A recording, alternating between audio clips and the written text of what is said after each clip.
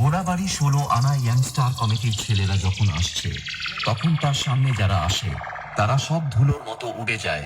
গোড়াবাড়ি ১৬ আনা ইয়াংস্টার কমিটির ছেলেদের সঙ্গে লড়তে আসলে তোদের জাঙ্গিয়া ছিঁড়ে আলু দুটো বেরিয়ে চলে আসবে। দিনু ভাই মিউজিক প্রোডাকশন, সন্ধ্যা থেকে।